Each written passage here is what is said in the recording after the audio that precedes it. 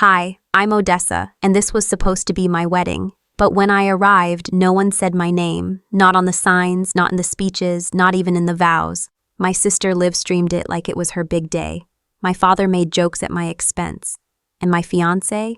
He stole my journals and turned them into a bestseller, without a single credit. I sat through a ceremony meant to celebrate me, while watching myself disappear in real time. Why would a family go so far to erase one of their own? And how long had they been planning it? Would you stay silent, or would you finally speak? The wind in Colorado Springs that morning was gentle, but it still managed to tug at my veil as if trying to warn me. I stood outside the venue, watching my own nameless wedding unfold without me. No one said it, but I could feel it. The day wasn't mine. The signs were there, literally. A grand welcome board by the garden arch read, "Celebrating the love of William, his fiancée." My name, Odessa, was missing. Just gone. As if I were a placeholder for someone more deserving. Inside, his family buzzed around William like bees around sugar. They handed him drinks, fixed his boutonniere, laughed a little too loudly. I approached the group slowly, smiled at his aunt. She looked through me. His cousin gave me a polite nod, like I was a guest from out of town, not the woman walking down the aisle tomorrow. The wedding planner appeared, clipboard in hand, face all business. "Hi," I greeted her, testing the waters. She didn't greet me back. "We'll need the bride ready by 9 tomorrow," she said to no one in particular, then looked past me to ask a staff member about the floral arch. I stood there, still holding my suitcase. It suddenly felt too heavy, like I had brought myself here expecting joy, but was handed invisibility instead. Later that afternoon, I wandered through the rooms I'd helped book, the arrangements I'd coordinated. In every corner, I could see traces of myself, things I'd chosen, requested, dreamed. But the credit had evaporated. My sister Claire floated past with a flute of champagne, laughing with William's mother. They were talking about how the theme came together so well, as if Claire had pulled it from the stars. I remembered her changing the color scheme last minute. "Lilac's better than blush. Trust me," she'd said. I did trust her. I always had. But now I was wondering why. At the rehearsal dinner that evening, the air turned colder, even inside. My father rose to make a toast. He tapped his glass, smiled like he was about to tell an old joke. "Well," he said, lifting his wine, "she's lucky someone wants her, huh?" Laughter rippled across the table. My stomach dropped. My face froze. Even William laughed. I sat very still, smiling politely, swallowing what felt like glass. Everyone else clinked glasses, but mine remained untouched. My ears buzzed. I looked down at my lap and tried to disappear. In the hallway outside, I found a quiet room, some kind of sitting lounge for guests. I closed the door behind me and finally exhaled. No one followed. No one noticed. I didn't cry, not yet. I stared at my reflection in the mirror. My lipstick had faded. My earrings didn't match the dress I was wearing. I hadn't noticed before. "If even today isn't about me," I whispered to the woman in the mirror, "then when will anything ever be?" The silence answered. After what felt like a small eternity, I returned to the reception hall. My chair at the dinner table was still empty. No one had looked for me. No one asked where I'd gone. I watched William lean into a joke with my cousin. I watched my father pour himself another glass. And I stood there, in the doorway, invisible. I wasn't their daughter that day. I wasn't a bride. I wasn't anyone. I was just a seat filler in my own life. I needed to remember who I really was, before they erased me completely. The morning of my wedding day felt like a misprint, someone else's story written over mine. I woke up in the bridal suite, a room that smelled like someone had tried too hard to make it feel special. Lavender sachets, satin robes, champagne chilling in a silver bucket. But none of it felt like mine. I hadn't chosen the scent, the robes, or even the playlist humming softly from the corner Bluetooth speaker.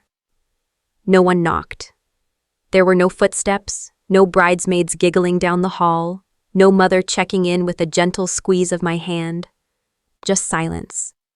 The kind that wraps around your ribs and makes breathing feel like a choice.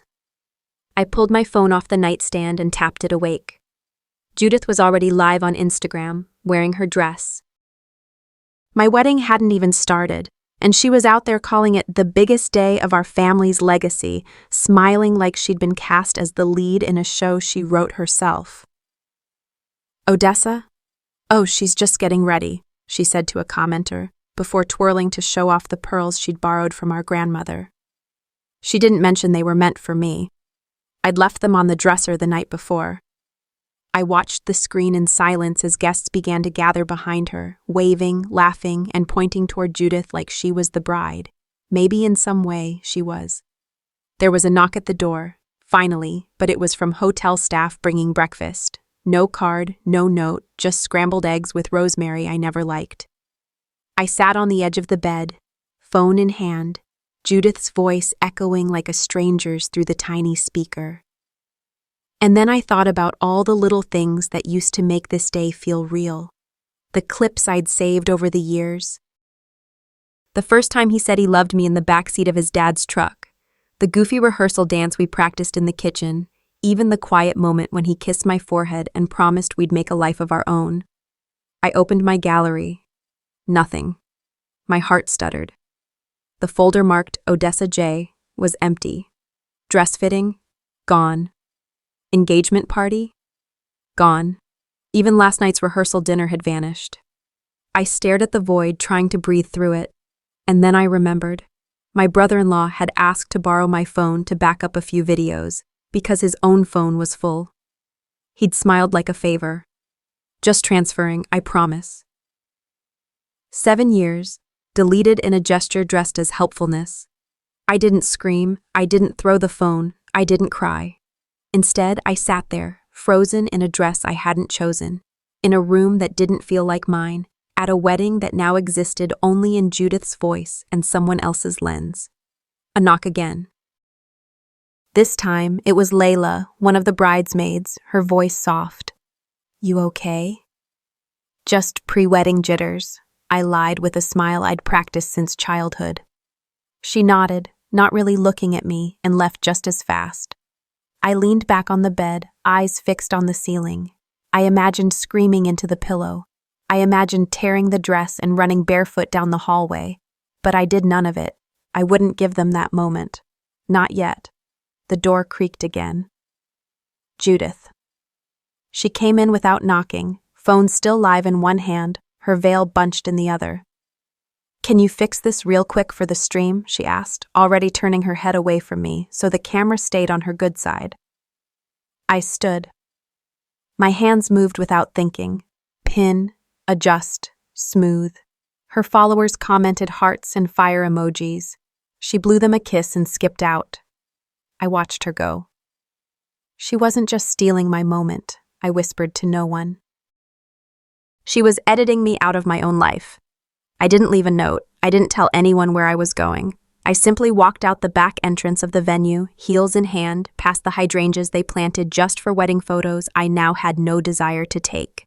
The gravel crunched under my bare feet as I cut across the property line and approached the old cottage that had belonged to my grandmother. Her house had stood untouched since her passing 3 years ago, frozen in time like a memory I wasn't ready to lose. The spare key was still tucked behind the rusting porch light, just as she'd always left it. My hands trembled as I turned it in the lock. The scent of cedar and dust welcomed me like an old lullaby. I walked through the quiet rooms, touching the back of chairs, running my hand along her piano's yellowing keys. For the first time that day, I could breathe. Upstairs, the attic door groaned in protest, but I climbed anyway. A single beam of afternoon sun pierced through the wooden slats, catching on floating dust. I scanned the boxes until one caught my eye, a small square container labeled in her unmistakable looping script, for O, only. My fingers hesitated at the lid. Inside, nestled among layers of tissue, lay a faded blue ribbon tied in a soft bow. Beneath it, a folded note.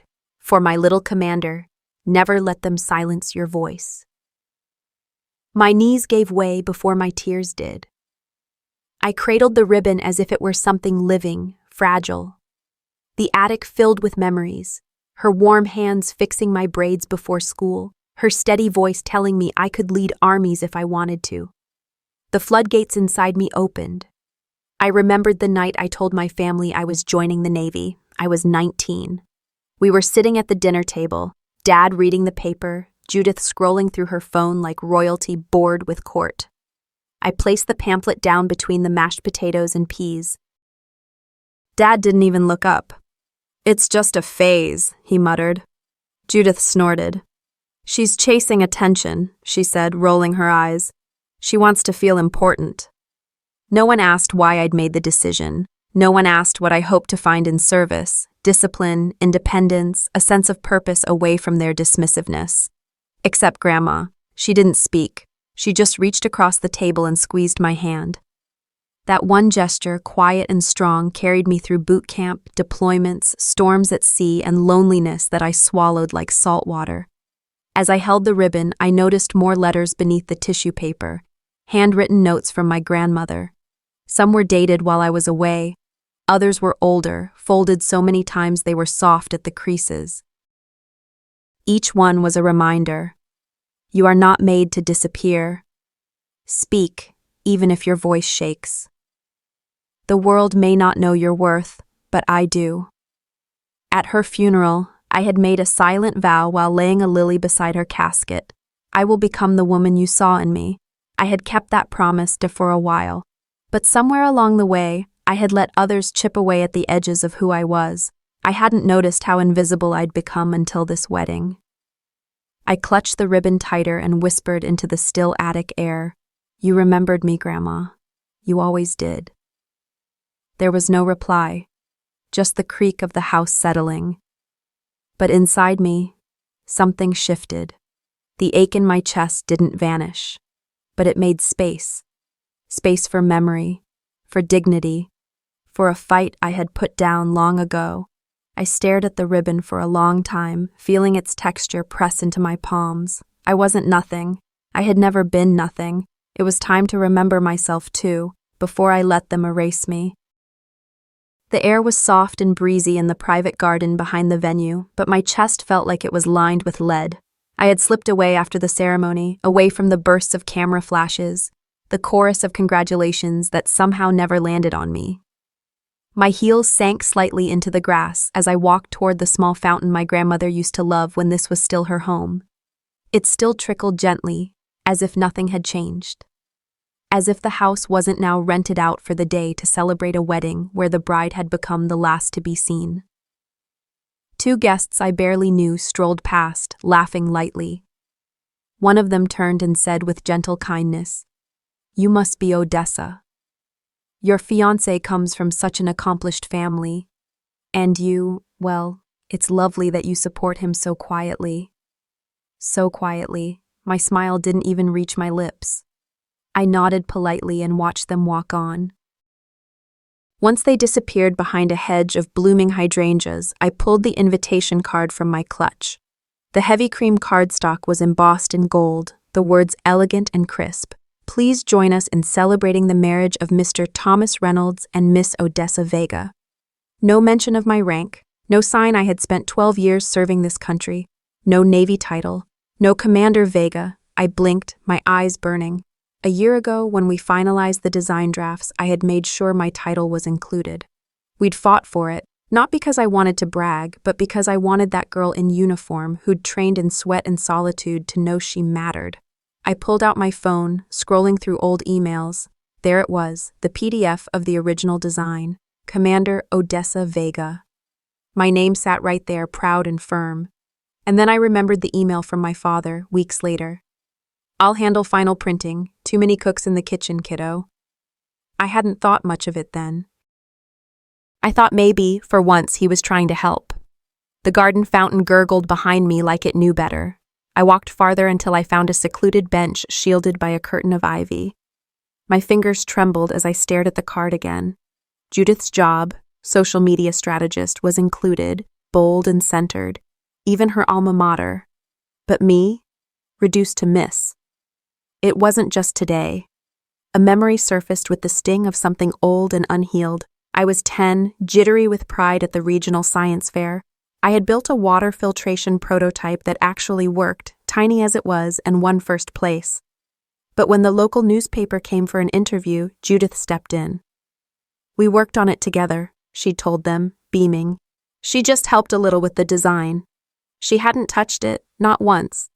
But the article ran with Judith's name. My parents clapped for her like she was the prodigy. And me? I was told it was good to share the spotlight. That spotlight became a space I never stood in again. Again and again she'd take the credit. Class projects, church drives. Even a college essay that mirrored my volunteer story, except her version ended with a scholarship. And I'd stayed silent, because the cost of protest in my family was always labeled drama. "Don't stir things up," Mom used to say. "It's just how siblings are." Was it? I sat quietly on that bench, the invitation still in my lap. I imagined telling a stranger everything, how I'd spent my life showing up for people who only saw me when it was convenient, how my father had tears in his eyes today, not for giving me away, but for telling old war stories about his girls, which only ever included Judith. The laughter I heard floating from the reception hall felt like it belonged to someone else's life. One I had maybe rented space in for a weekend, but not anymore.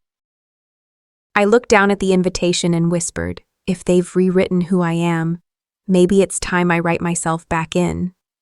I stood up, smoothed my dress, and walked back toward the hall, not to be seen, but to see more clearly than I ever had. The air on the rooftop balcony felt cooler than below, touched by twilight and tinged with the pine that always reminded me of my grandmother's porch. I leaned against the railing, staring out at the horizon where the mountains caught the dying light like old memories too stubborn to fade. I'd worn the dress, smiled for the camera, nodded politely when someone complimented Corbin's courage, his valor, his service. And still, no one had said a word about mine. I needed to remind myself who I was before the makeup, before the lies, before this wedding that felt less like a celebration and more like a slow, ceremonial erasure. I needed to remember the woman I had been long before Corbin, strong, resilient, fiercely silent when silence was the only armor I had. I closed my eyes and time slipped backward. Afghanistan. The valley of dust and fire. The mission had gone sideways. Intel misread, timing off. I still remember the smell of burning oil and the taste of sand in my teeth as I dragged Corbin from behind a crumbling wall. He was bleeding badly, his left leg mangled, voice hoarse from screaming at the rest of the unit to pull back.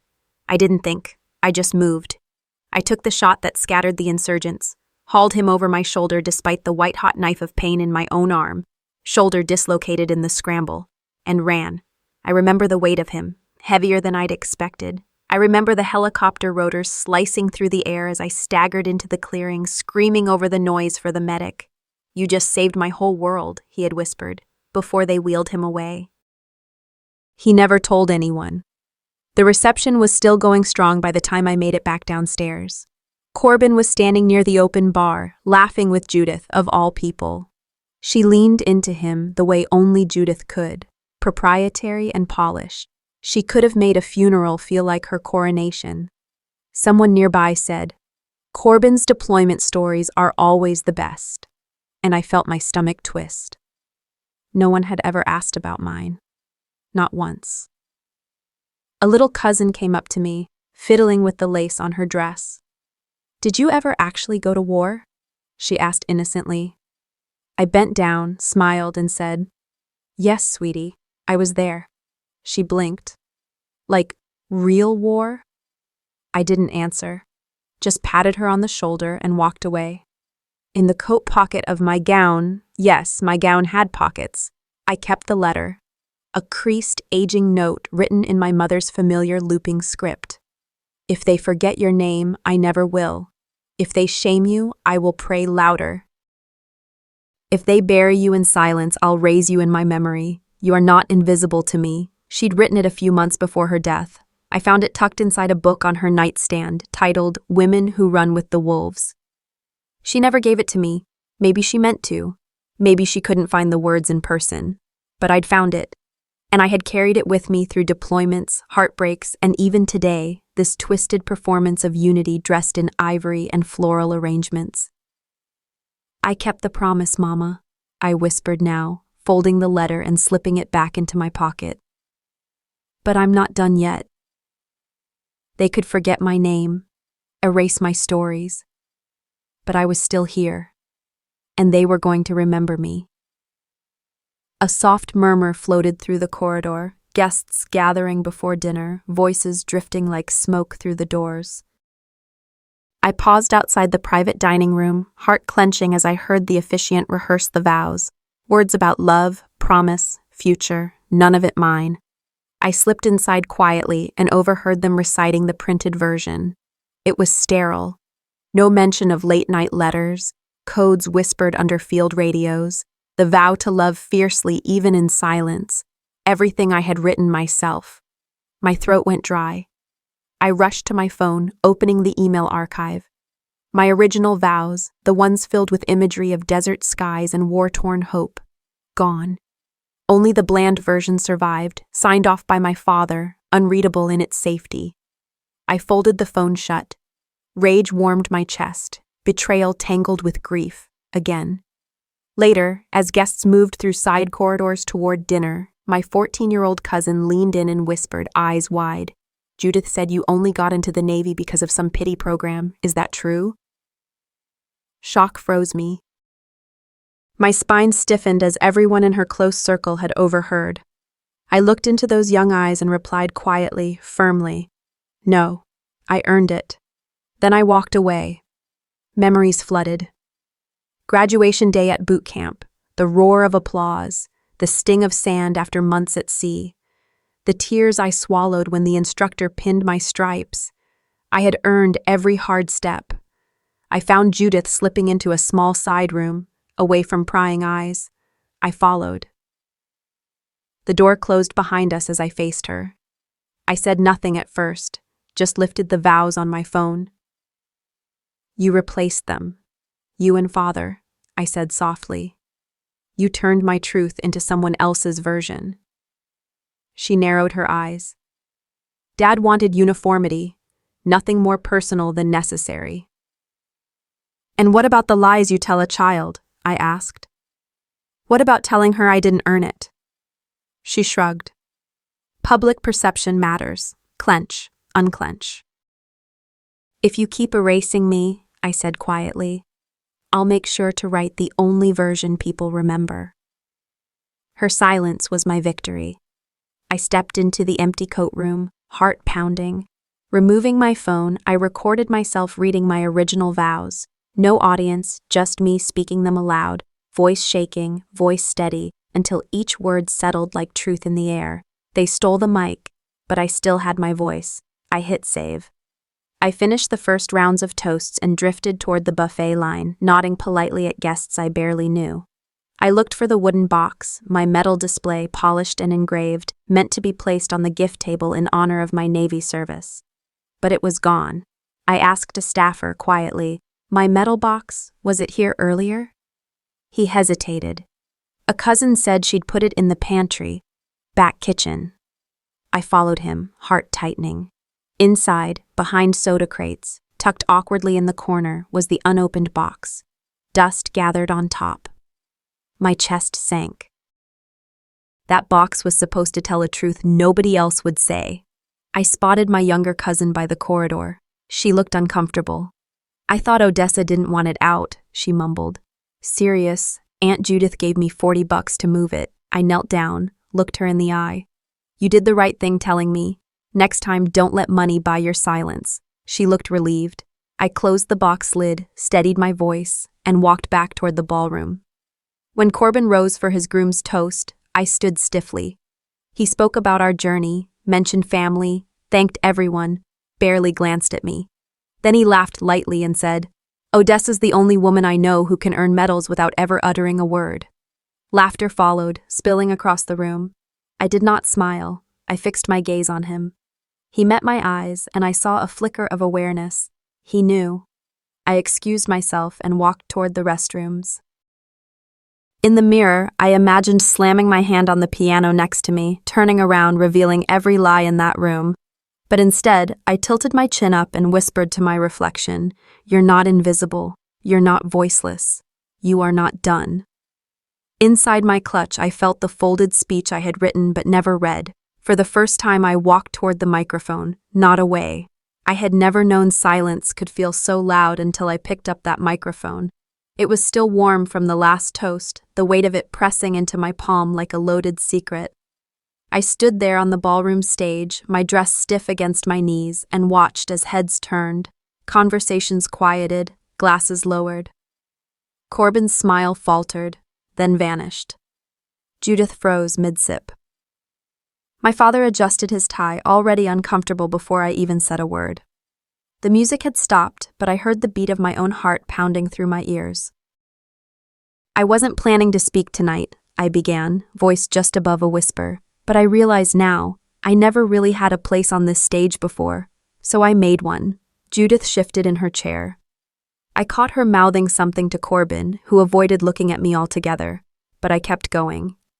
When I came back from deployment, I wrote, not to publish, not to impress, just to survive.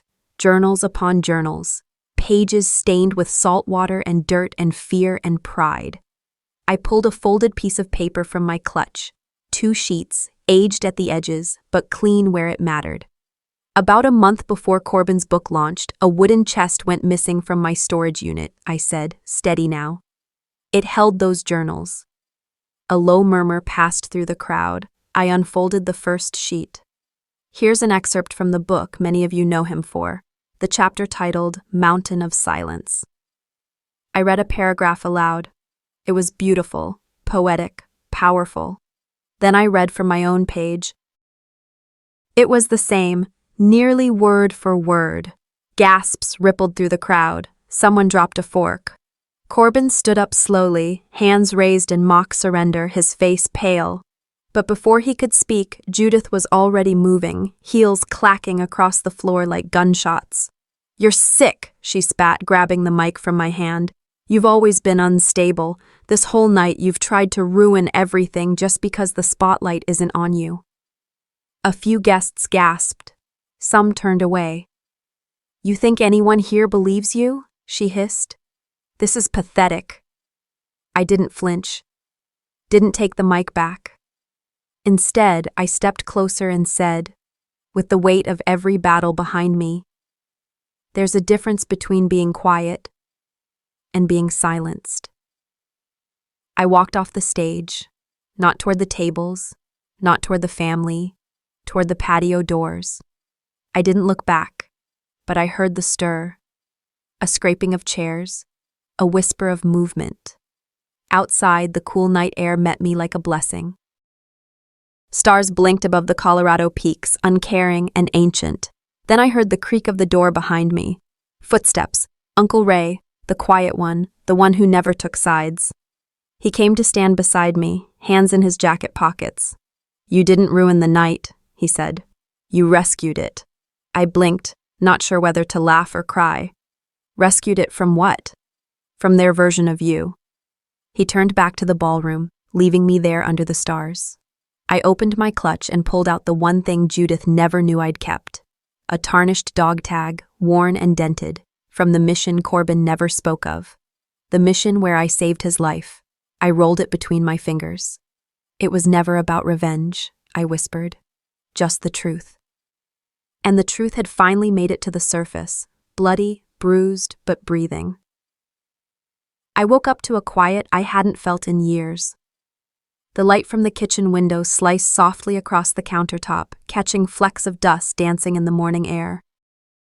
No wedding music, no shouting, no accidental insults wrapped in pleasantries, just silence. It was the kind of silence that didn't ask you to hurry or explain. I stood barefoot in the kitchen, the tiles cool against my skin as I poured coffee into the mug Grandma once gave me. It still had the faded text, "Speak gently, but don't be silent." I ran my thumb across the handle, remembering the last words she ever said to me. And I sat down at the table, still in yesterday's dress shirt, coffee cupped in both hands like it might warm more than just my fingers. When the storm leaves, I whispered to myself, it doesn't ask if it took too much. On the floor beside my purse, something poked out from under my wallet. I reached down and pulled it free, a crumpled envelope, smudged from wear. My name was written on the front in shaky cursive. I flipped it over, postmarked 6 months ago, from Janice D., somewhere in Iowa. Janice D. I knew that name. Corbin's birth mother. I opened it slowly, flattening the creases. The letter was written in blue ink on lined yellow paper, the kind school teachers still used. Dear Odessa, you don't know me, but I've known of you for a long time. I found your name on a news story Corbin was in, and I had to write. I know he doesn't talk about me. I gave him up for adoption when I was 16, and I've respected his space for decades. But I felt I needed to say something now. He's good at building stories. Sometimes even he believes them. If he ever makes you feel invisible, I promise it's not your fault. He just never learned how to make space for truth. I hope one day we can meet. She had signed it simply, with care, Janice. I sat with the letter in my lap, staring at the ceiling. Corbin had kept this from me. Another truth he'd buried because it didn't fit his version of events. Just like the vows. Just like the journals. Just like me. My first instinct was to call him. Confront him. Let the fury pour out. Let him see every piece of pain he'd carved into me, one omission at a time. I even picked up a pen. Started scribbling. You lied again. Then scratched it out. You don't get to define me anymore. Then that too. And then I stopped. I looked at the letter, then at the pen, then at the paper, already torn with angry ink. My hand hovered, and I whispered, I could spend years exposing him, or I could spend years restoring myself. The letter went into the recycling bin, slowly, on purpose. I opened my laptop, pulled up a saved contact from months ago, Women Write Forward, a nonprofit that helped female veterans protect their intellectual work and share their stories. I had signed up once but never followed through. Today I clicked the number. A voice answered on the third ring, warm and crackling with familiarity. Women Write Forward. How can I help you? I'd like to speak at your next event, I said. I have something worth telling now. Of course, the woman replied. You have stories no one else will tell. After we ended the call, I took my journals, dusty, battered, but full, and stacked them on the desk. I opened the first one and flipped through the pages. Sand still caught between some of the seams from deployment. Ink faded in places from tears or rain or both. And then I began to read. I read not because I needed to remember, but because for the first time in decades I was ready to live forward. Let's begin again, I whispered, flipping to a clean page. I took a deep breath before stepping into the community hall, clutching my journal like a shield. The room was modest. Rows of folding chairs, soft stage lights, a sense of expectancy. Women of all ages settled around me. A younger Latina mom gave me a kind smile, nodding in solidarity. I felt the weight of 2 weeks' worth of purpose settle into my chest. I was here to speak, not to hide. When I climbed the small stage, the air shifted. My voice trembled at first. I began by reading journal entries, raw snapshots of deployment nights, the ache of wedding betrayals, moments of quiet resolve. My words echoed in the hushed room. Faces softened. Some wiped tears. I felt the tension lift as my truth shimmered in the light. Just then, a voice from the back cut through. I know that man. The room paused. A woman in her late 50s stood, calm but visibly shaken. She introduced herself and said she once dated a man named Corbin back in 1992. Her voice was steady, but her eyes glistened. She described a pattern of manipulation, emotional abandonment, eerily familiar to my own experience. Silence blossomed into connection. Another woman in the audience nodded, stepping forward. She too had known Corey D. Their shared stories wove together. Lies, heartbreak, competence traded for silence. The audience shifted from silent witness to active participants in healing. Women offered each other understanding, compassion, a collective release. I stepped aside, pulling away from the center, letting their voices share the space I'd created. I realized then, this wasn't only about me anymore. It was bigger. About untold stories waiting to breathe. About survivors reclaiming voice from silence. Later, I walked outside into the gentle Los Angeles night. The evening air was still, fragrant with eucalyptus and possibility. I could still hear my voice inside me, echoes of what was said and what needed saying. I whispered. The silence used to crush me. Now it carries me. For the first time in decades, I went to sleep not haunted by memory, but inspired to write again, for all of us. The first light crept in through the lace curtains, casting delicate patterns across my kitchen floor. I hadn't meant to wake so early, but something had nudged me out of sleep, a quiet restlessness that settled into my bones before my mind even caught up. I wrapped myself in a cardigan and padded barefoot into the living room. The quiet was complete, not eerie or empty, just waiting, like the hush before a truth lands. I reached for the stack of notebooks on my writing desk, more out of habit than purpose. Organizing them was my version of meditation, flipping pages, aligning spines, tracing my life through ink and memory. But this time, as I moved a weathered binder, a thin envelope fell from behind it. My breath caught before I even picked it up. The handwriting was unmistakably mine, though more curved, more tentative, like I had been trying to be gentle with myself, or with him. My name and Corbin's were written on the front in pale blue ink. I turned it over. It was sealed but never mailed. No stamp, no postmark, just forgotten in the folds of time. I sat down without a second thought and slowly opened it. The first line read, "If I'm writing, it's because I still believe people can change." It was dated nearly a year ago. The words that followed were not the sharp-edged ones I'd grown used to crafting in my journal lately. They were soft, aching, somehow still hopeful. I told him about the day I watched him from across the courtyard, laughing with a woman I didn't recognize, and how my heart didn't shatter. It simply sagged under the weight of understanding. I had written, "Maybe you weren't lying when you said you loved me. Maybe you just didn't know what to do with someone who saw through you." There was no venom, only ache and reluctant grace.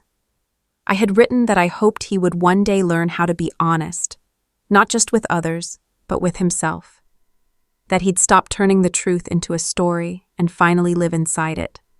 And then, "I forgive you, not because you asked me to, but because I can't carry this and still fly." I set the letter down, hand trembling slightly. I barely remembered writing it. That version of me, so full of ache but still choosing mercy, felt like another person altogether. And yet, the cadence was mine, the honesty unmistakable. I leaned back and let the silence answer me. Had I grown colder since then? Tougher, certainly, sharper, but also less willing to see nuance, to leave space for softness. I wondered briefly if mailing that letter would have changed anything.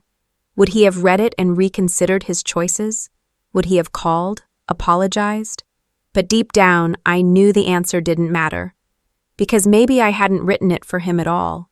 Maybe I had written it for the woman I was becoming, the one who could look betrayal in the eye and still choose peace. Maybe I had needed to read it now, not then. Not as a bridge backward, but as a signpost forward. With a quiet certainty, I stood and walked to the fireplace. I hadn't lit it in weeks, but today it felt right. I set the letter inside, struck a match, and watched as the edges curled into flame. Not out of anger, but with intention. The message had been delivered. To me. As the last ember faded, I whispered into the quiet. "We forgive in layers." A faint smile tugged at the corner of my lips, and then the phone rang. Unknown number. I hesitated, just for a moment, before answering. "Hi, is this Odessa Vega?" a woman's voice asked. "I just heard your story online. I think you might be able to help me." The ping of my inbox was relentless that morning. At first I thought it was a spam glitch, maybe an old account hacked. But the subject lines told a different story. "Saw your words on Voices Unheard podcast. Your truth saved me. Do you know what Corbin just posted?" I clicked one, then another. A wave of disbelief swept over me. Apparently, during an episode of a popular live podcast, a woman from Idaho read a letter she'd found on a support group thread. It was my letter. The one I'd written, never sent, then read during my first public storytelling night. She read it aloud, word for word. My pain, my resolve, my vow not to be silent again. The video had gone viral. I was stunned. That letter had been meant as a quiet reckoning, not a movement. But among the messages, one stood out. I'm Corbin's stepdaughter. We need to talk. I didn't know what he did, but now I don't know what to believe. Her name was Marissa, and with it came a crack, not just in his image, but in the illusion that I was screaming into the void. By noon, Corbin responded. A glossy video on his personal site, high-quality production, soft piano music under his voice. He spoke of troubled times, miscommunications, and a person I once loved who struggled with seeing reality clearly. He didn't name me, but he didn't have to. The comments underneath named me enough. I always suspected she was too intense. Some people thrive on being victims. She's just trying to ride his coattails. My stomach tightened, not with sadness, but with something cleaner, sharper. Anger no longer tainted by doubt. I closed the laptop. Then I picked up my phone and called Eleanor, the woman who had organized the first storytelling event. I need the mic, I said. The auditorium was already half full when I arrived a week later. By showtime, there was standing room only. Some held handwritten versions of my first speech. Others sat quietly, eyes wide, waiting. I took the stage without notes. No podium, no paper, just me. I will not be unnamed again, I began. I spoke not of Corbin's sins, but of the space his absence created. I told them about the girl who carried a man off a battlefield and was later told she never served. About the woman who watched her vows be rewritten and her medals buried. About the silence that wasn't peaceful, it was forced. And then I turned the story. This isn't about a man. It's about a mouth that learned not to whisper, a heart that remembered it still beat, a story that refused to die quietly. The room was still. Some wiped tears, others held hands. I scanned the crowd and saw Marissa, eyes locked on mine. If you want to know who I am, I said, listen to what I chose to survive. When the applause came, it wasn't thunderous. It was steady, rising, relentless, like rain finally breaking a drought. That night, I opened my inbox one last time. Corbin's message sat there. Subject line, foreclosure. I hovered, then deleted it. Later, I uploaded a photo, my hands gripping the mic, light catching the tattoo on my wrist that read, Endure. Caption, the stage is mine now.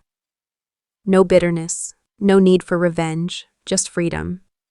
We don't always get to choose the battles we fight, but we do get to decide how we show up in them. For years, I thought silence was strength. That if I just held it together long enough, maybe someone would notice. But truth isn't a seed that grows in the dark. It needs light, it needs voice. If my story meant anything, let it remind you. You're allowed to take up space. You're allowed to correct the record. You don't have to become bitter to become bold. Sometimes healing looks like standing on a stage. Sometimes it's just choosing not to answer a message meant to bait you back into pain.